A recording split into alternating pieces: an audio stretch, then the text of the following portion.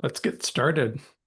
I know we probably still have some folks joining, but this is going to be recorded, so no one will have to miss anything. Uh, I am Dr. Eric Endlich, founder of Top College Consultants, and I'm thrilled to be here with a wonderful panel. And I don't want to waste any time because we've got lots to talk about. So, say a few words, introduce myself, and let the others introduce themselves, and we'll jump right in with the conversation. So.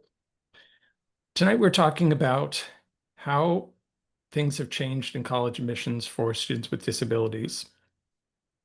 The landscape of higher education is always in flux, but the past few years have seen an unprecedented flurry of changes.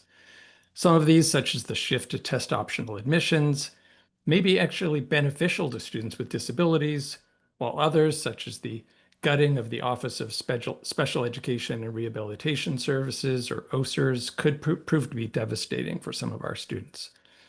Today, we've convened a panel of experts on disabilities in higher ed to discuss the impacts that we're seeing from some of these changes.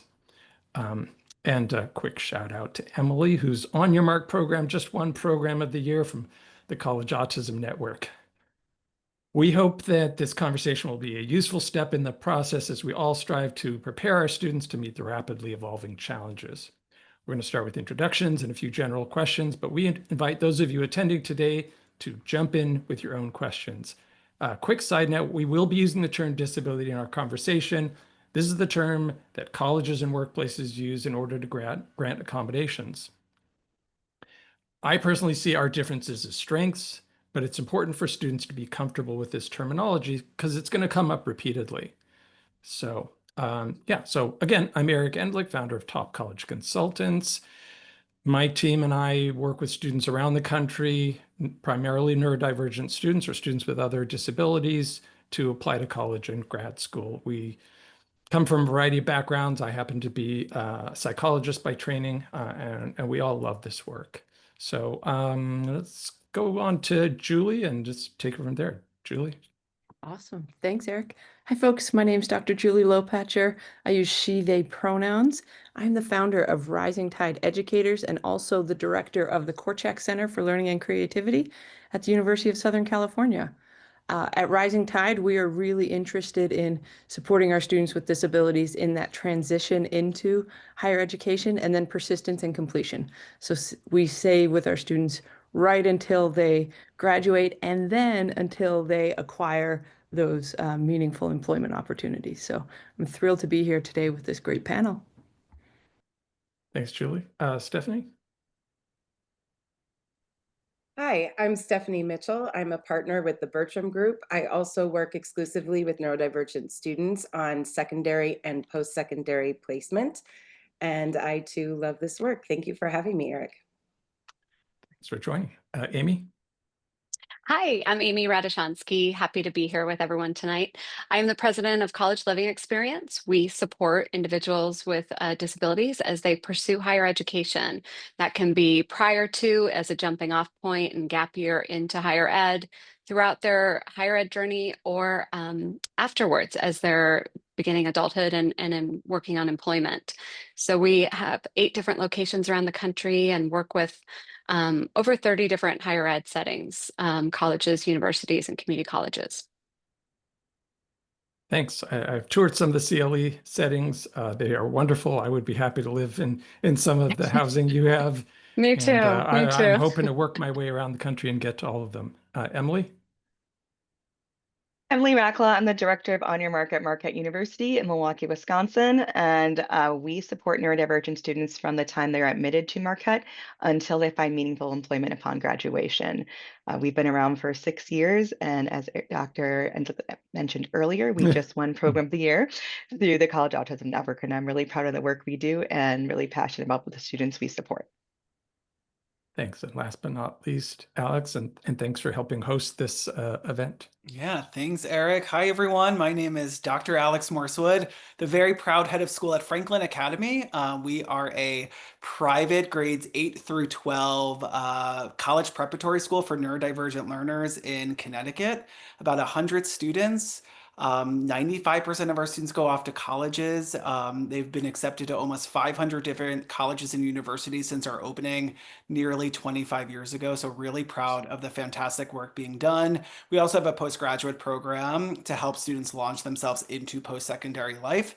Outside of Franklin, I am the proud co-chair too of the Disabilities and Neurodiversity Special Interest Group for the National Association for College Admission Counselors. So Eric, thank you so much for having this conversation on behalf of NACAC.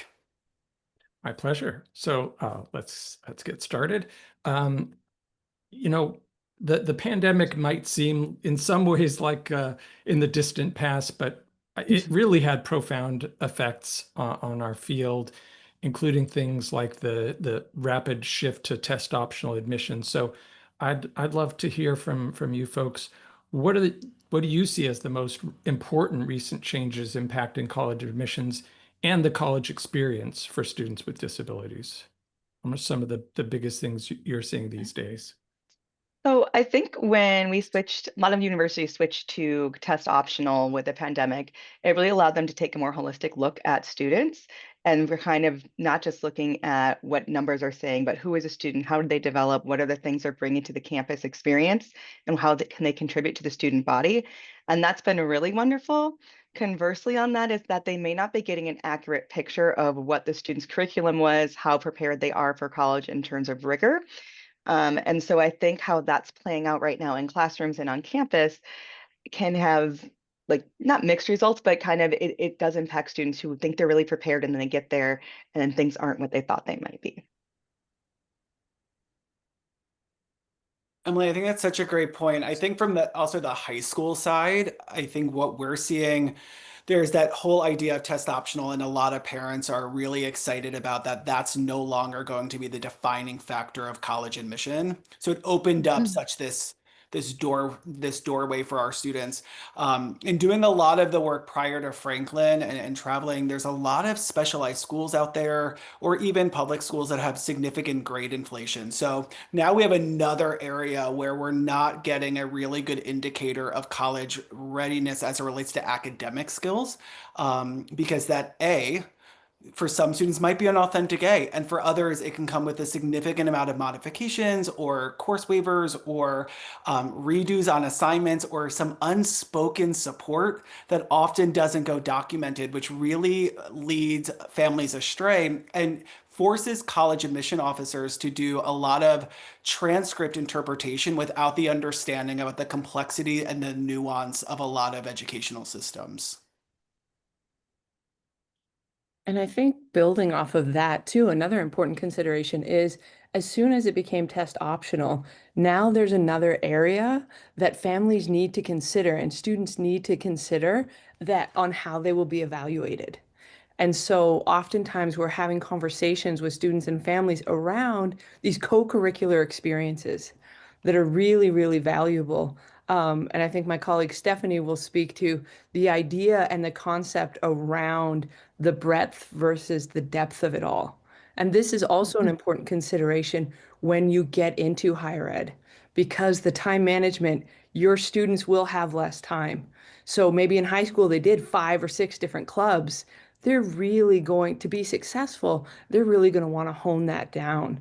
But even getting there, thinking about the co-curricular element of it, we want students to be really, really thoughtful and really reflective about what they're doing outside of the classroom that can really enhance their experience. Because we know they're doing it, but they have to really be reflective in terms of finding that.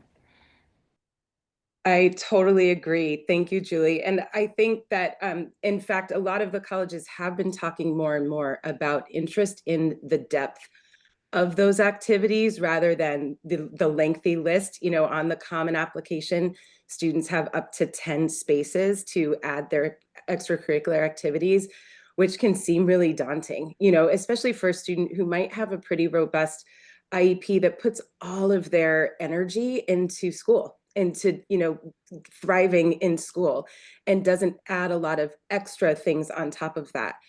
I think that the Common Application also gives the students an opportunity, even if they haven't been able to have so many different activities, to tell their story through a variety of essays, not just the main essay, but there are other opportunities to add additional information about why they chose their extracurriculars or why there might not be as many, as well as, you know, course selections and things like that, where if a student is self-aware and able to, and reflective and able to speak to their experience, I think being able to tell that story through the application is just as powerful as a list of 10 activities. Yeah, well said. And sometimes parents will say, oh, but my child, you know, because we moved, because they were sick, because they had a leave of absence, you know, they weren't able to do certain things. And as you were alluding to, there are opportunities in the Common App for students to explain the context, not just write essays or list the activities, but to give the backstory so colleges can understand why they're seeing what they're seeing. Another thing that the families don't always realize is that activities is a very broad category, and that can include stuff that students do completely independently. Some students I work with have passions that they pursue on their own, not necessarily through an organized club, but to a depth that is really worth sharing with colleges. Anyone else want to chime in on this? I think when it relates to those, also with the activities with COVID, how many schools also had to adjust how they approach extracurriculars. So I think making sure that you have a really good conversation with your college counselor about your school profile and what is going alongside your transcript. So we all send the transcript, and alongside is a 1 to sometimes 5-page overview of the high school itself. It's really important that those two things match now more than ever. You know, I've toured schools where they stopped having extracurricular activities because of COVID, and they never picked up because of that. So I think college admission officers are way more cognizant that schools have a variety of post-secondary options. So I think looking at your community, as you said, Eric, rethinking how we think about activities and collaborating with your college counselor to accurately describe the student experience is really critical, so that when that college admission officer is reading 1,000 applications, they understand the story of the student and not just what's on that Common App. This is Yeah. moving a little bit away from a little bit further away, but I think you brought up something really important, Alex. As an educational consultant, I always advise families to request the school profile, because a lot of families don't even know that that opportunity exists. And that also helps, you know, not only to see the breadth of, you know, extracurricular activities maybe that might exist at the school, but also the curriculum and the curricular options that might not be available to the student, like foreign language, for example. There are some specialized schools that don't even offer foreign language, and that's a great opportunity for not only students to see how that's represented, but also for colleges to learn about what they were able to or not able to access. Yeah, and this is something that parents sometimes worry about. You know, my kid's school doesn't offer AP courses. Well, students are evaluated within the context of their school. So as you said, Stephanie, if foreign languages aren't offered, a student isn't necessarily going to be penalized because they didn't take a foreign language. If they don't offer AP courses, they can't expect a student to have taken them. So colleges understand that when they're looking at a student. And this actually ties in a little bit to a question that came in from an attendee. I'll just read this out. My son with multiple learning disabilities has been homeschooled all his life. He does not have an IEP or 504 plan. He's in 9th grade. Any advice for students like him who would like to attend college on how to prepare for admissions and attending college? And I'll just say briefly, you know, colleges are happy to take homeschoolers. I was just talking to someone earlier today, literally earlier today, who used to read applications for colleges. She said my favorite applications to read were homeschoolers. I'm working with homeschooler now. There's so much information you can provide to colleges. So it's not a detriment in any way, but there's certainly a lot of work for the counselor, who is usually the parent, to create a transcript, a school profile. That's the document we were just talking about. A description of courses. So there's a lot of homework, more homework than usual for the parents. But it's certainly a good opportunity for students. They can be very independent. develop a lot of initiative. But for some of the reasons we were talking about earlier, it doesn't hurt to have other data points like a community college course, an SAT or ACT score, some other things besides the parents' grades for colleges to see. That being said, also, not having an IEP or 504 plan, that's fine for homeschooling, but when they get to college, and I'm sure some of you folks can speak to this in greater detail, if they're going to be needing accommodations, they will need some sort of documentation. That obviously doesn't have to be a 504 IEP. It could be a letter from a doctor in some cases, could be a neuropsych evaluation depending on the diagnoses.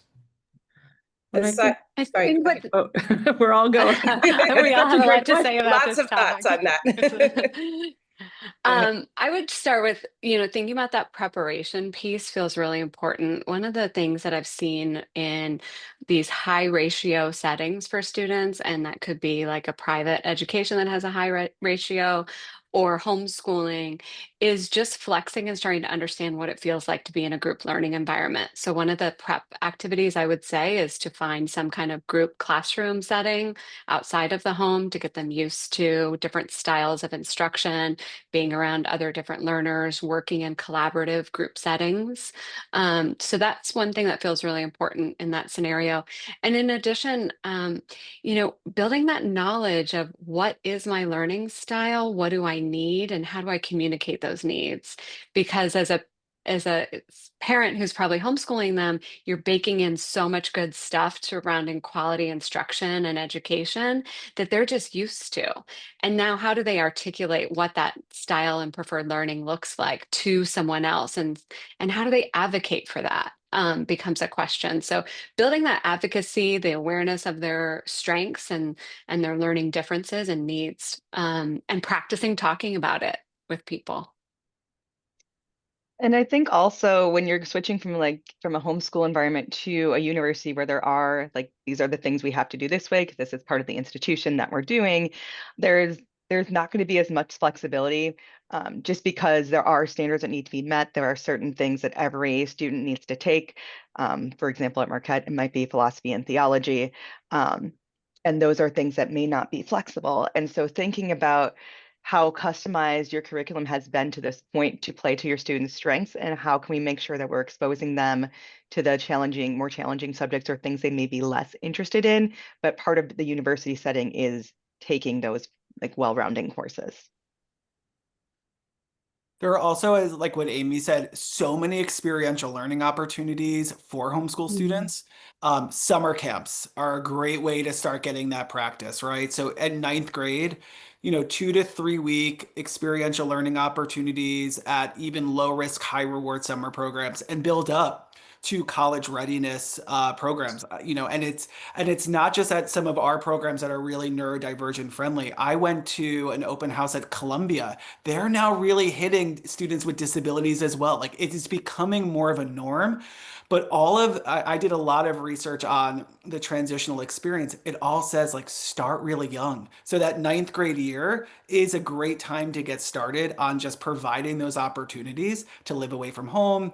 As Amy said, expand your depth of population groups, give them some discomfort, right? And then build in that nuanced readiness skills through these brief summer programs. And then I think just finally, building off of what Amy said, right? Giving your student the tools to assess the learning that they experience and what might look like an accommodation in college, right? Because that's one of the biggest challenges our students get when they get to university is nobody's offering them anything, right? They are now the captain of their ship, and it is their responsibility to say, hey, I needed additional time. Or in this student's case, my mom let me have, right? My tests weren't timed, right? And so that would be it.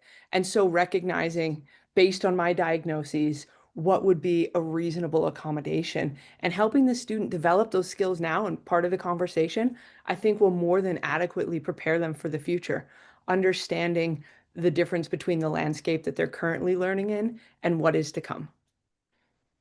So I'm hearing the topic of college readiness coming up, and that's something that all of us have a lot of passion for and discuss frequently. So let's jump into that topic of readiness and how has that shifted, particularly in light of the pandemic, even though we're kind of a few years out, I think we're seeing long-term impacts of that. And what does that mean in terms of how we advise families I and think what students should be doing? when a lot of well, all schools went virtual, also students had a lot of flexibility. There was a lot of, here's the work, turn it in when you get a chance to, lots of redoing, lots of flexible deadlines without accommodation, because that was the world. We had to change things. Unfortunately, higher education and the world of work did not change their standards to the point of what they needed in order to, for example, license a nurse or license a physical therapist and those other credentials that are tied to those things. And we had students who learned like calculus online without being in class. And so that looks very different coming in taking Calc 2 then at a university level. Like I can't do math, so I don't know why I said that. But like Calc 2 at a university level is very different than hadn't done Calc, like just done Calc and taken the AP test that was maybe virtual or maybe set up in that time. Aside from the academic piece, I think just the independent living piece, the ability to manage frustrations, manage a roommate situation, navigate the world independently. Not like you have to do everything on your own, but in college there is a large amount of things that you're expected to navigate that the teenagers growing up in the pandemic just didn't have a chance to practice or try on. Yeah, I think we were talking about this as a group previously. Just I kept thinking, oh, some of the effects of the pandemic will go away as we get distance from it. But really, the folks entering into college now who are in middle school, they didn't have that chance to really build a lot of that organizational skills. And then really socially, they didn't have this chance to explore and engage in those awkward preteen teen years in the same way. So when we talk about the risks and challenges and like building some knowledge of the awkward social stuff that occurs, and then when we're talking about neurodiverse learners, they were maybe more sheltered as well. So they had even fewer opportunities to practice and experience challenging communication with peers, exploring different types of relationships with individuals. I think that comes into play with roommates a lot on campuses and in higher ed. It comes into play with dating and just having that social confidence on a college campus. I've seen it that really impacted by students. And, in addition, we're seeing more and more students with anxiety and depression, mental health challenges. We know that this is an age of onset of many different challenges. So when you're stepping into this transition, and the social stuff becomes overwhelming, and perhaps there's a mental health component into this very big transition. It's things to be aware of, and I think why all of us are really passionate about having the right scaffolding around them, because the campus is one thing, but we want to have the right supports on campus or off to help them through some of the challenges, the tides, the waves. I'm looking at you, Julie, the waves that will make it a little difficult. To Well, I think piggyback on your thought about isolation, I have a college freshman this year, and it has been really interesting to hear stories about students feeling and being isolated, even on a large college campus. And I think this is the first group of students, not this year, but the last couple of years, that came out of the pandemic online learning with cell phones, right? And so they have been so accustomed to immediate gratification, socialization through phones and gaming. And so they haven't built as many of those skills to do that in real time and in person. I think the same thing also makes students feel they need a little bit more stimulation to get interested and curious, because again, everything's kind of fed to them all the time through their phones and devices. So I think that's a struggle point that I'm really seeing with a lot of the students that I work with and students on campuses today.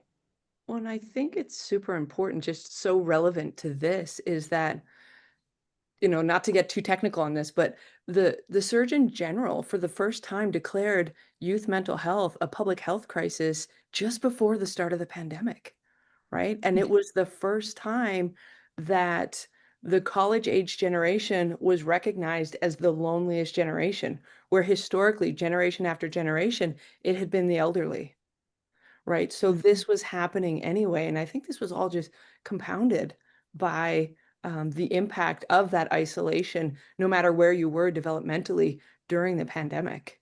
And as always, right, as any public health or social health crisis, it's always the impact of that is compounded for our students with disabilities, always. Yeah. So I think we were headed in this direction anyway, and then the pandemic hit and just, you know, it's been tough. It's tough to be a college student today. I think that that's a really key point, that it's, you know, the challenges that we're seeing nationwide magnified by the challenges that students may have from belong to one or more marginalized groups. If you're neurodivergent, you already had challenges, perhaps being bullied, feeling like an outsider. And then if you're a member of other marginalized groups, you have, you know, intersecting identities, whether it's economic, race, sex, gender, sexuality. There could be a number of challenges you're facing. Were you I going to say do want something, to, Emily?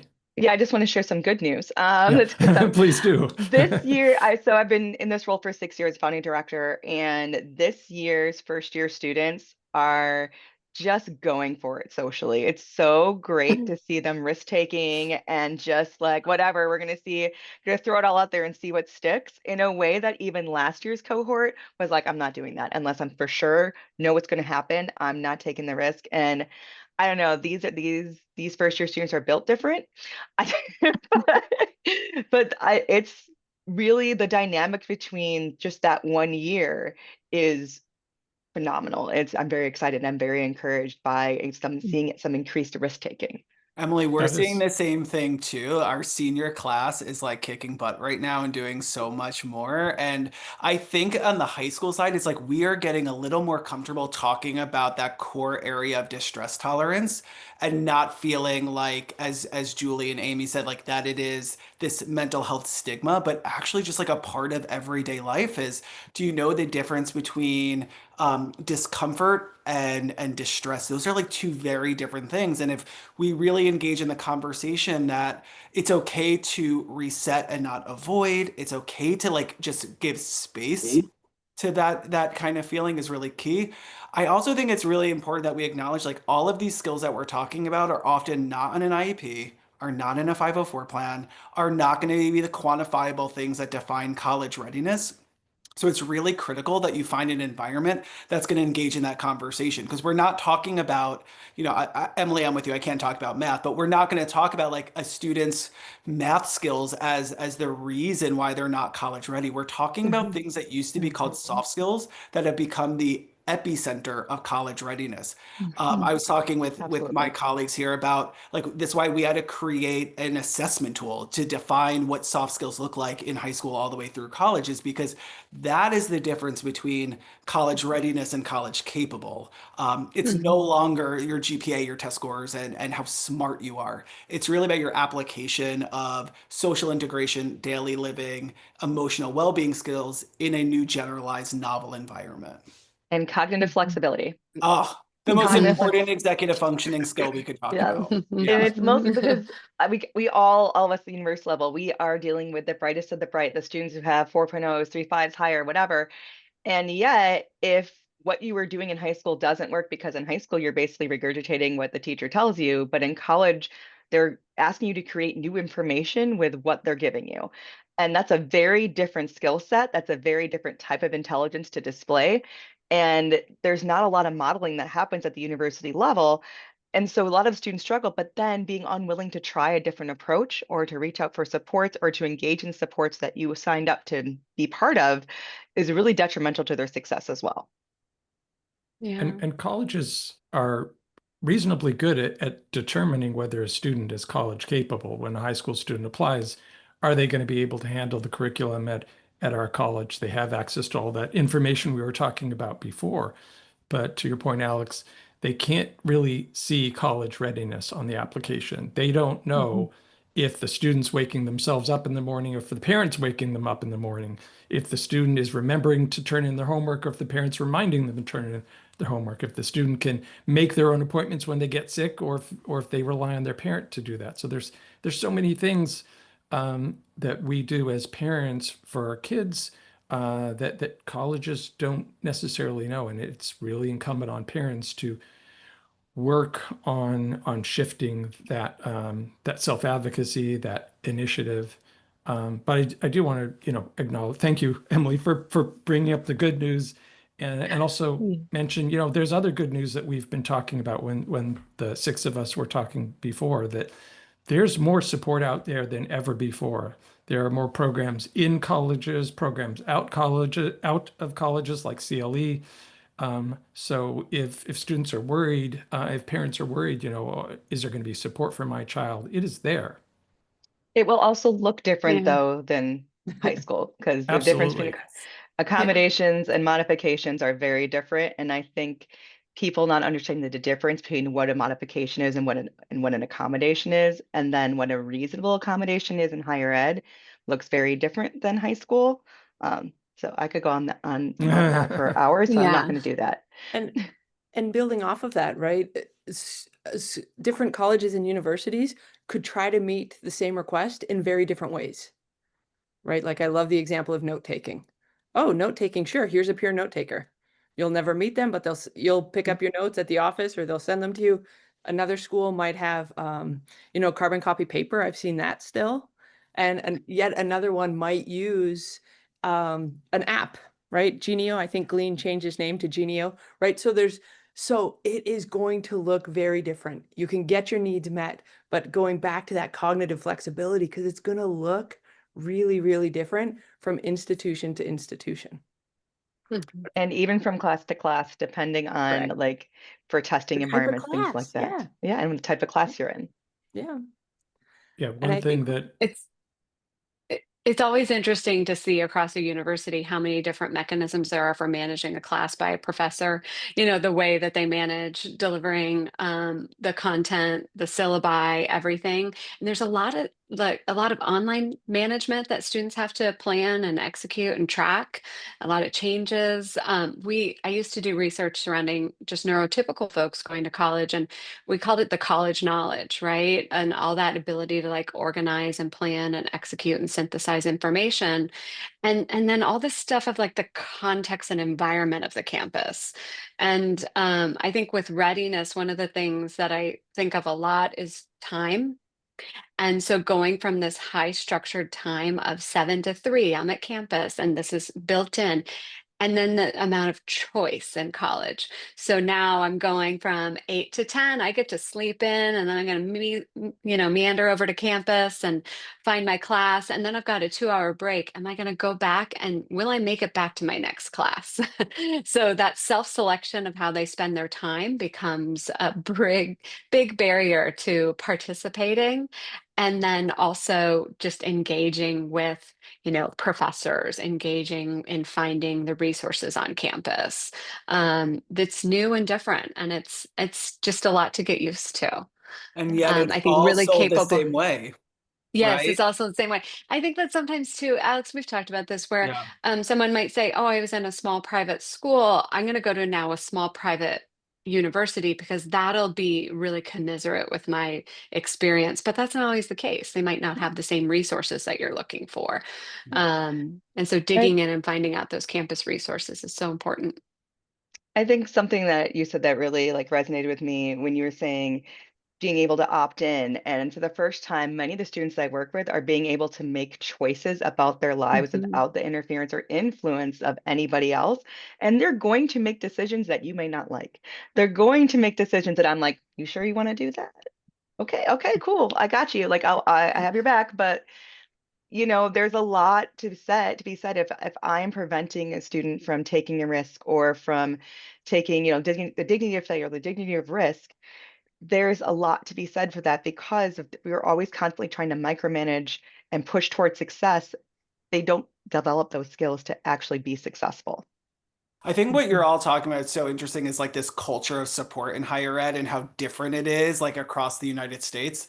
Amy and I have these conversations all the time around that every institution believes support might look different, and every support system, every support program is going to be different. Yet on paper, they're all likely going to be selling the same thing. Yes. Executive functioning support, one-on-one tutoring, group-based support, blah, blah, blah. And it's being sold by college admissions. Emily's not at my college fair talking about, I mean, I wish she was, because this is who you need to hear from, because the depth of what just was talked about, the culture of support is what you need to know about, not from an admissions counselor only, that way you have a program that they offer support, that they have accommodations. The depth of knowledge from the directors themselves, an understanding of the nuance of how it all is delivered, who is the person actually delivering it, that is past admissions. And that's the hard thing that I see a lot of families get stumped by. They get so excited when they hear we offer support, we offer these programs, and access is better than ever.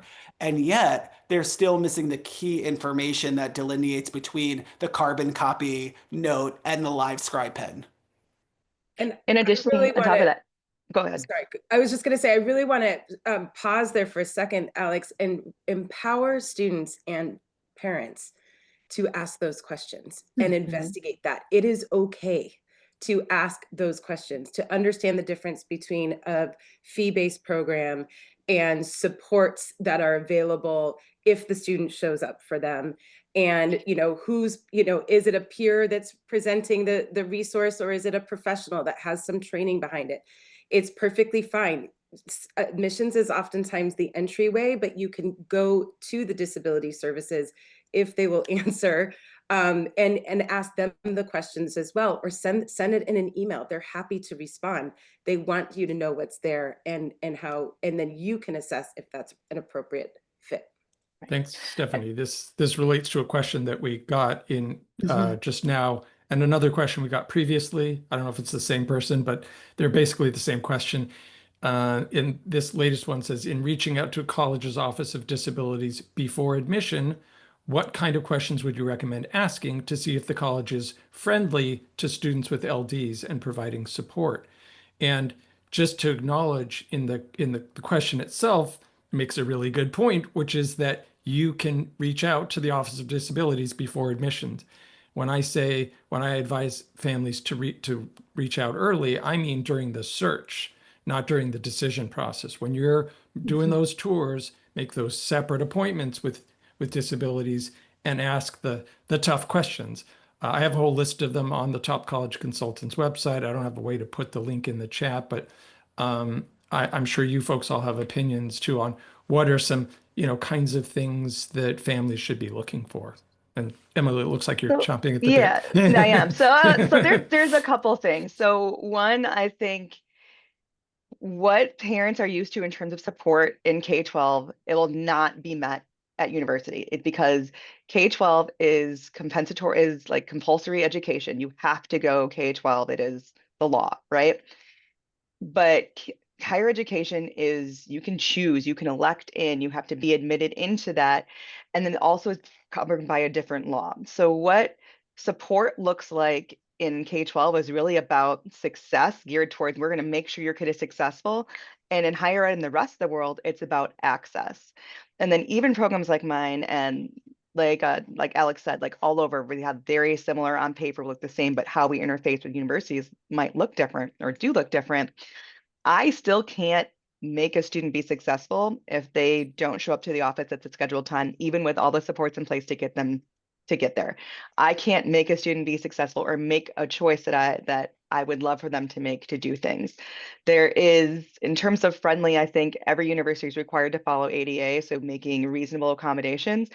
I think the biggest step back for parents is when there's that big disconnect, what a parent or student thinks is reasonable and what from a legal standpoint is considered reasonable. So I think friendly is, I'm not saying like it's a hard word to choose, but I think what I think about is what does your students' access needs actually look like? And what additional supports would they need that still fall within reason? I think with that, Emily, it's so important to recognize that when you meet with disability services before you're before you're an enrolled student, it's all theoretical. A disabilities officer is not going to say like these are going to be your accommodations if you're not a matriculated student. So talking about like a general profile and like your what and get used to the language around things like functional limitations and like the really more like unfortunate like medical terminology associated with disability is going to be really important. I have ADHD. This is what I got in high school. What does that look like at your institution of higher education?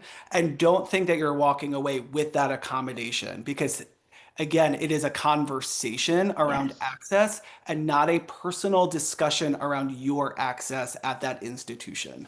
And I just Yeah, want to add, in case it's not obvious, parents and students can go have those conversations together, but the student should be leading the conversation. And if you need to do that in a modeled sense in the first conversation and then slowly hand it off to the student, that's okay. But that is essential. If we're talking about college readiness, that's essential college readiness practice, because once that student gets to college, they're the only ones that will be interfacing with disability services. So I just wanted to piggyback on that tiny little detail. No, I Mhm. think I Stephanie, think go ahead, Amy. no.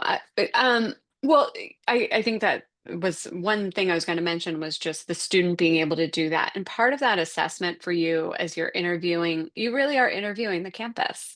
You know, what is your ratio of support and accessibility offices? Right now, we work with one university that has 2 people in their office for all of their students, and it's a pretty large university.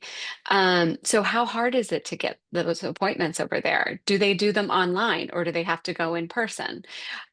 How successful are they at getting note takers, and are they on time with that? It's really tough on universities. They're really strapped with funds. I know that's one of the questions here. So do they have the funds to make sure that note taking and tutoring is available to students as they're requesting it, going back to the implementation of it? I also really believe in doing a scrub of the website. How visible are these discussion points on their website? How hard is it to find this information? If it's at the forefront of the university's mind that they're providing this positive and inclusive setting for all types of learners, finding the access information should be pretty available.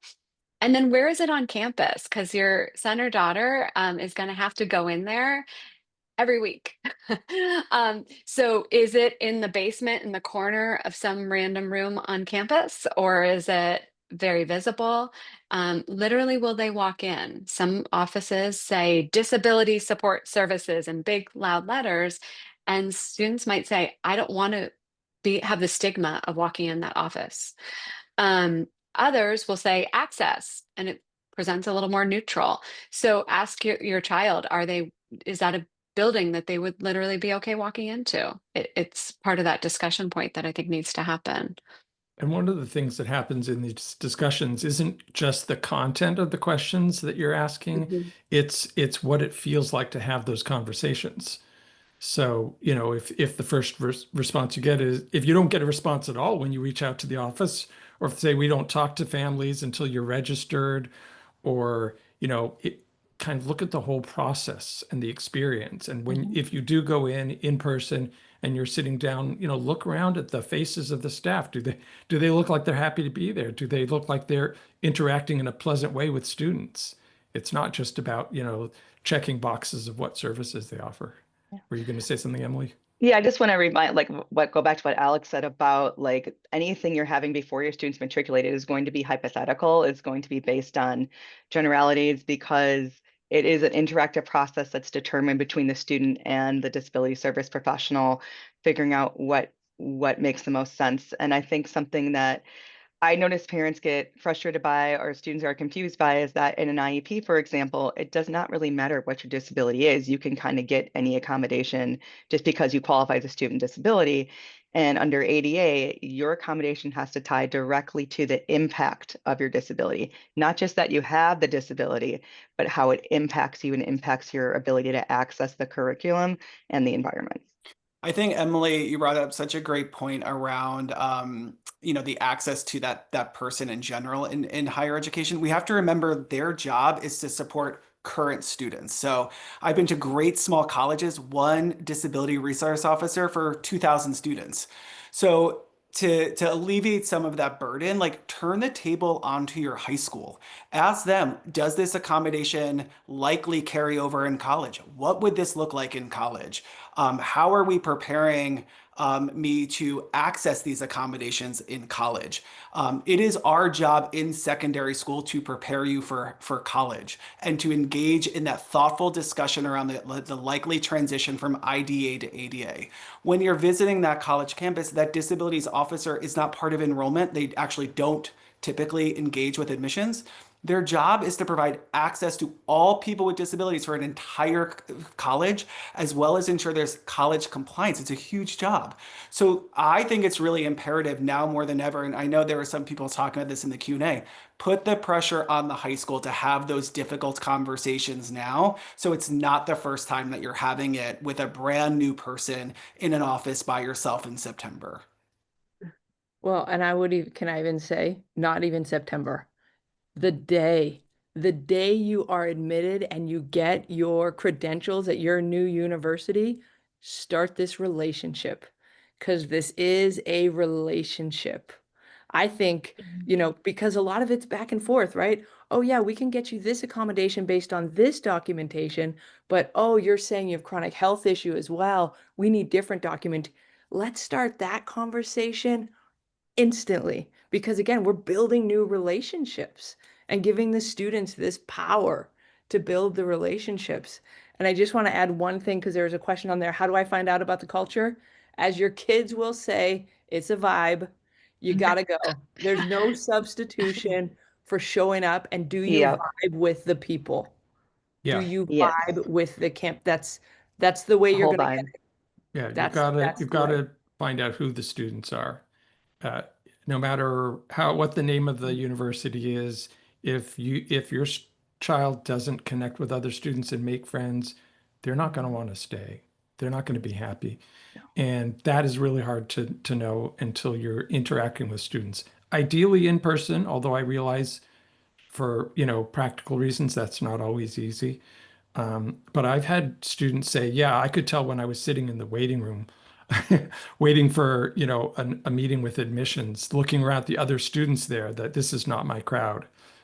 And that's Sometimes, okay. yeah, yeah. You need to that you want to find that out before you start college. Yeah, and I agree. Not everybody can get to every college campus of every college that they're applying to, which is totally fine. There are other ways to learn that information through social media and other channels. But once it comes to decision making, if you can possibly get to the campuses of the colleges that you are seriously entertaining and do it, more and more schools are doing like an accepted students event that almost feels like an orientation where you can really learn about these services, meet the people behind the desk, and get that vibe, while you're on campus. I think that goes a long way to helping students really understand their fit in a specific school. Absolutely. And if I had to choose between the standard tour or the accepted students, I would say apply to the college sight unseen without visiting, but go to the accepted students day afterwards if you don't have the bandwidth to do both. Also, you mentioned social media. Quick plug, I co-manage a Facebook group of 27,000 parents. So that's a really good place for parents to find out from other parents, what's the inside scoop at a college. Alex alluded to a question here from Laura. Should high schools be doing a better job preparing parents? Maybe a loaded question. And then the question after that, Yes. it's kind of mirrors this question from Glenn. Unemployment for students with ASD, that's autism, and a degree is extremely high. What is the responsibility of college in revealing this to candidates? So, in other words, are high schools preparing parents, for the real world of college, and are colleges preparing students for the real world of what happens after college? So I could just jump in about I the know. family piece really quickly. Yeah. No, the answer is we're not. I am living in this, as my colleagues know, like my dissertation was on the parent experience on the transition to college. So no, they are not adequately prepared. They're not prepared for two reasons. One, often the conversation's happening way too late. Like 16 is ridiculous. Stephanie is already having the conversation with her freshman. Like it is not appropriate to wait till age 16 to start engaging in that conversation with families. I think too, we're missing the emotional impact that we're all talking about, where we look at it through a transactional lens, and it's not. It is really complex to talk about the family system in relation to an educational system, in relation to an unknown entity, which is higher education and adulthood. And three, there is like this unfortunate, like ex higher ed person, I can say, like push away a parents when they go into higher ed, which is not reality also, because all research shows is that parents will always remain involved. So I really do challenge a lot of high schools, and shameless plug, that's why we do what we do at Franklin. It's like we have to get families involved earlier. We have to do a lot of education and a lot of non-judgmental education. Like let's remove the labels on the parent. Let's remove the stigma of parenting and really talk about where's the family? How does that relate to college readiness? And that impacts fit. It's not just about the fit for the one student, it's a fit for the entire family. Mhm. Could I? We work alongside families as their child is enrolled in college, and I think unfortunately parents have had to learn so much about how to be an advocate and support their young adult through high school, and learn so much of the legal framework to get access to everything they needed and deserved. And no one talks about educating them about the legal framework for post high school, and the protections are just not the same. And Emily talked about it earlier with ADA and just the access component of it, versus success. And I think parents have really largely thought, well, I can continue my IEP. A lot of parents don't realize there's no IEP in college. They are contacting professors on their child's behalf or contacting accessibility on their behalf, and they will not communicate with parents. And unfortunately, I know that it's all for good. It's all for the right reasons, and it's because they want to help support them, or their child has not yet had that experience of having to do those things on their own. But that's the reality of it, is that they are expected to do those things on their own, and families are struggling a little bit. One of the things that we do is provide a little bit of a bridge for families, in the sense of we're providing a lot more feedback loop to them about what's going on, and giving them a snapshot of that alongside, to help families with their discomfort of like, I can't see what's going on. I can't see what's happening in classes. So we're being a little bit of a bridge for parents and families to support them with that transition, because it's so significant and it's scary. It's a really big risk for families to be taking. Yeah, parents get lost in it, right? We're Yeah. focused so much on the students being successful Yeah. that our parents are getting lost. Yeah, I just want to address the part about colleges being responsible for talking about employment rates. So a couple of things is that universities track what's called first destination for all students that graduate.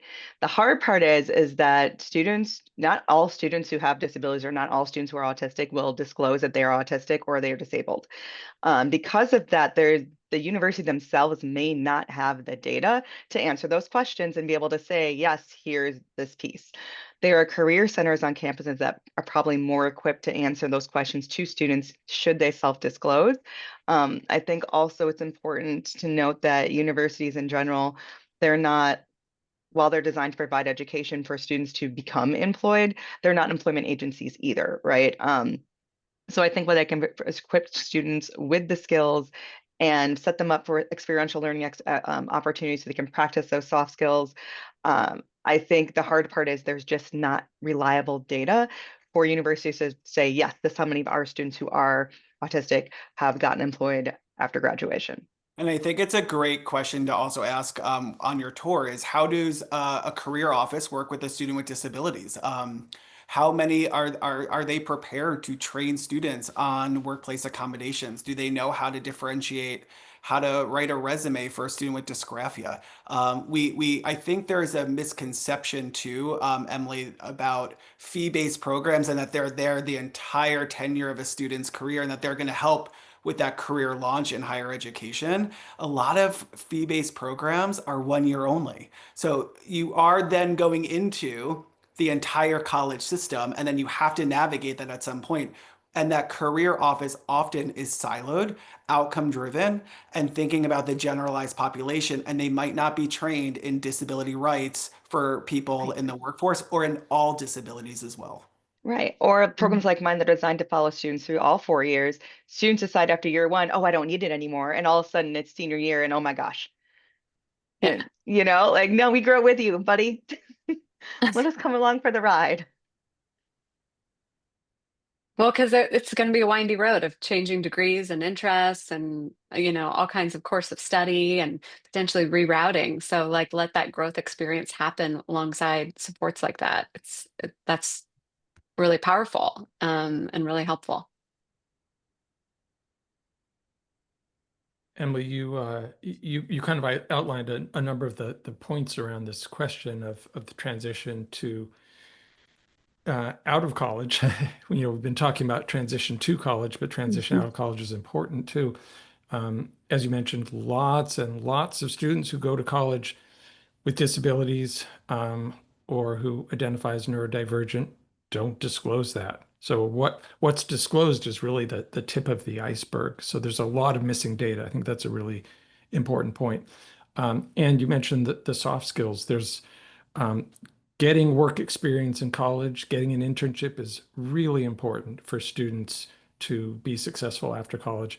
But there's also those skills, not so much of being able to do the job, but being able to get the job. So you might graduate with a degree that on paper that looks highly employable, but if you're not good at writing a cover letter or interviewing, you don't get out of the gate. And there are opportunities for students to work on those skills with career centers or other resources at college or private resources. But don't assume just because you have a degree in, engineering or whatever it might be that you think is going to lead to a job, that the jobs are going to fall in your lap. And that's neurotypical or neurodivergent too, Absolutely. disabled, non-disabled students too. I've gotten really excited Yeah. watching, learning about really sleuthing this out with colleges and how much energy they're putting into career readiness for students. And I think, as a parent of a college freshman for the first time, I'm realizing that the career readiness pathway is very similar to the college readiness pathway. It should start freshman year. It doesn't look the same freshman year as it does senior year, but there's, they should walk into that career office at least once freshman year and get familiar. And then they can build from there. And colleges that really take this seriously have a basic curriculum for how to engage students that are willing to engage them.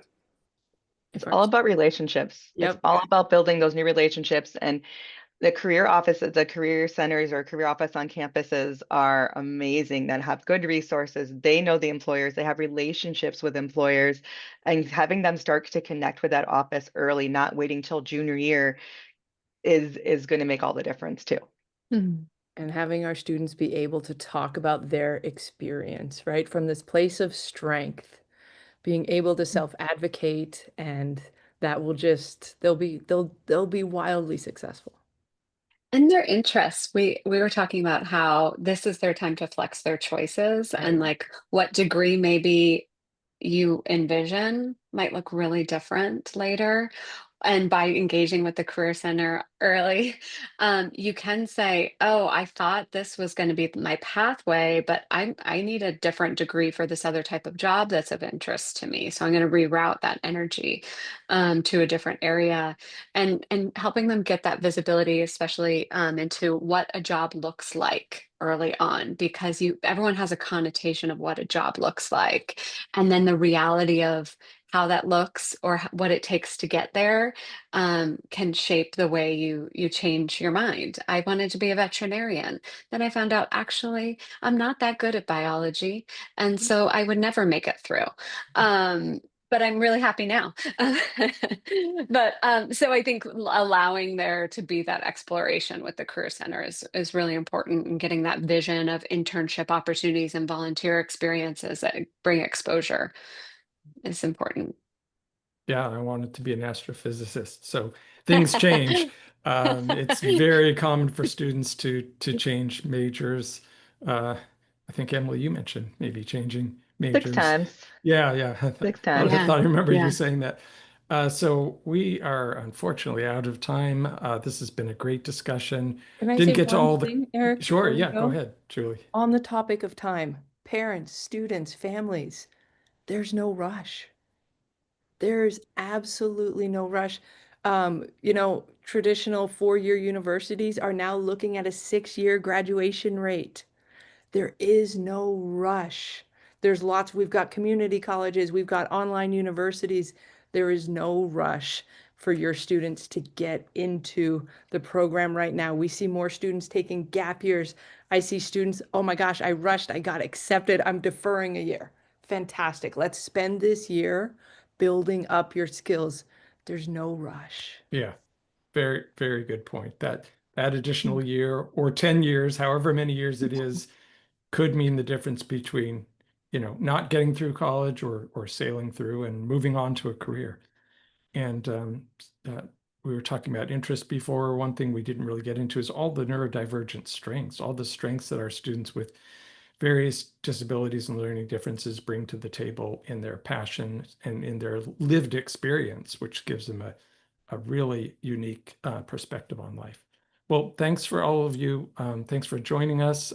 It's been a great discussion. I'm sure we could go on for another hour, no problem. But thanks for everyone for sticking with us and asking those great questions.